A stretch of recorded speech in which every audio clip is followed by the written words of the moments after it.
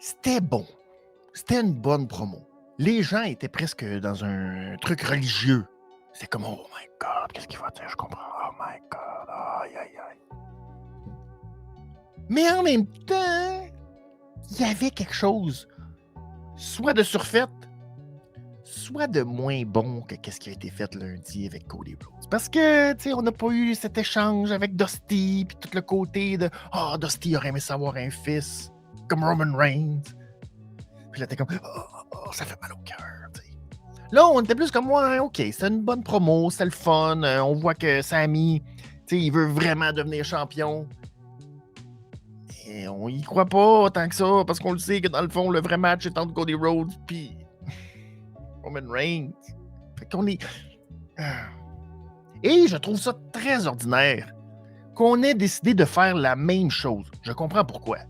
Parce que dans les prochaines semaines, dites-vous que T-Paul va être beaucoup sollicité. T-Paul va avoir à gérer toute la rivalité entre Cody Rhodes et Roman Reigns. Parce que juste Roman Reigns puis juste Cody Rhodes, ça prend toute la part de T-Paul qui a déjà établi où est-ce que la rivalité va devenir personnelle. C'est lui le lien avec Dusty. C'est lui le lien avec Roman. C'est lui le lien aussi avec les titres. Parce que dans le fond, T-Paul, il est attaché aux ceintures beaucoup plus qu'à Roman Reigns, dans un sens. Fait qu'il y a tout ça qui va jouer. Puis là, T-Paul, vas-tu sentir que, puis là, il est pas sûr, un peu comme qu'est-ce qui est arrivé avec Brock Lesnar, puis toute cette confusion-là. T-Paul va revenir au centre de la rivalité entre Cody Rhodes et Roman Reigns. Fait que c'est pour ça que Sami a mis toute la pression sur T-Paul pour lui dire, gars, là, t'es en train de préparer ton après Roman Reigns parce que tu sais que la Bloodline, c'est fini, ça va disparaître et tout. Fine! Mais de la bouche de Sami Zayn, on y croit pas, puis ça fait deuxième, puis ça fait second violon, puis ça fait le gars qui est sur le back burner, mais que dans le fond, tout le monde a le goût de voir le gars sur le back burner gagner. Mais aussi, tu veux avoir le gars principal, tu veux voir Cody Rhodes aussi gagner. Mais c'est comme, là, on est pogné parce que là, on se dit, on veut pas trop pousser Sami parce que si les gens sont trop derrière Sami, ça fait mal pareil que Cody Rhodes. Mais là, si les gens sont derrière Cody Rhodes, ben là, notre histoire avec Sami Zayn, ça prend un peu le bord. Fait que là, c'est comme, comment qu'on fait pour gérer ces deux situations-là? Puis on a comme mal un peu fait les choses, je pense. Là, on s'est mis un peu dans le pétrin. Aurait peut-être fallu attendre que tout soit fini avec Sami Zayn de façon définitive entre Roman Reigns et Sami Zayn et que finalement on parte vers l'histoire de Cody Rhodes.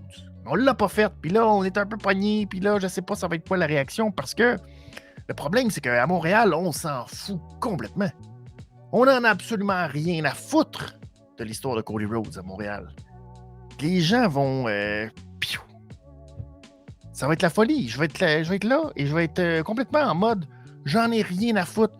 Je le sais que dans le fond, le Sami Zayn ne gagnera pas. Je m'en fous complètement. Je vais complètement juste faire hey, Sami Zayn, je veux qu'il gagne. Puis Sami Zayn, il va gagner. Puis je vais y croire du début jusqu'à la fin. Même si dans le fond, on le sait que non, mais c'est pas grave. On va l'encourager comme tel. Ça va être fou. Ce qu'il faut comprendre, c'est que c'est la première fois qu'on voit ça de notre vie. Chez nous. Tu sais. Même Kevin, quand il était champion du monde, c'était gros, mais en même temps, Kevin, c'est comme on y avait donné la ceinture, puis c'était gros, puis c'était incroyable, puis on se dit, tu sais, c'était un gros moment pour nous, tu sais, les Québécois, tu sais, c'est un Québécois qui est champion du titre universel, tu sais, de la WWE, puis c'est gros, puis tout.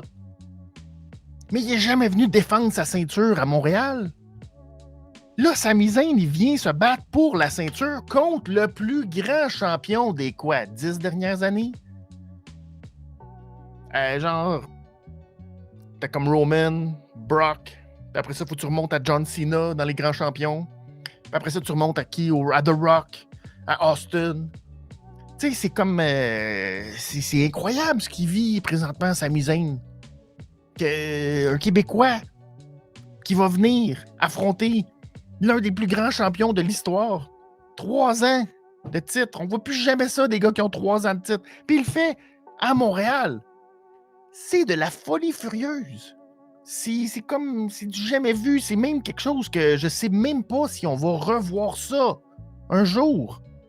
Tu sais, comme toutes les étapes que ça prend pour se rendre jusqu'à la WWE.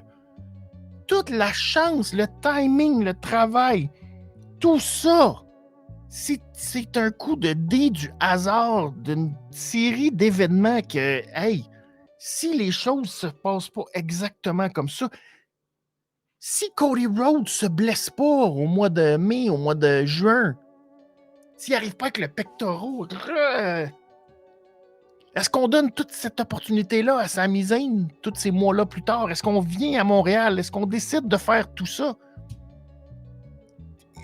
Si c'est Vince McMahon qui est encore là, est-ce qu'on donne cette chance-là à Sami Zayn? C'est toutes des questions auxquelles on ne saura jamais. Mais c'est fou. C'est complètement fou de penser qu'un Québécois qui a été, je sais pas combien d'années, 10, 12, sur la scène indépendante, qui connaît tout le monde sur la scène indépendante, qui fait tout son petit bonhomme de chemin, qui y va, puis que finalement il se rend jusque-là, puis c'est compliqué, puis qu'on se dit, bah, ben, il a réussi, il s'est rendu jusqu'à la WWE, mais tu seras jamais probablement champion. Mais c'est correct, il a été champion intercontinental, il y a eu des belles runs, puis il y a eu des beaux moments, mais il va toujours comme un mid-carder, tu sais, de luxe, presque, là, tu sais, qui a son espèce de plafond, puis c'est le fun, c'est cool, tu sais. Toujours un peu en arrière de Kevin Owens, parce que, tu sais, bon, c'est comme ça, puis bon. Puis là, bang, il se retrouve dans la meilleure histoire des 10 dernières années à WWE. Puis il défait, puis il affronte le champion à Montréal. On verra peut-être jamais ça. Peut-être. On n'a jamais vraiment vu ça dans le passé. C'est fou. Ça dépasse. Ça dépasse. Comme fan de lutte québécois, ça dépasse tout ce qu'on n'a jamais vécu avec une carte à Montréal qui risque d'être plus qu'excellente. Mais il y a Cody Rhodes. Puis malheureusement, ben, Cody Rhodes a gagné le Royal Rumble. Puis Cody Rhodes, ben, il sait depuis qu'il a justement eu le pectoral. S'il se bat avec son pectoral dans le Hell in a Cell, ben, ça va mettre la pression pour qu'à WrestleMania, ce soit lui qui bat ou qui batte Roman Reigns de son long règne. C'est comme ça, c'est déjà décidé, c'est de même, on vit avec.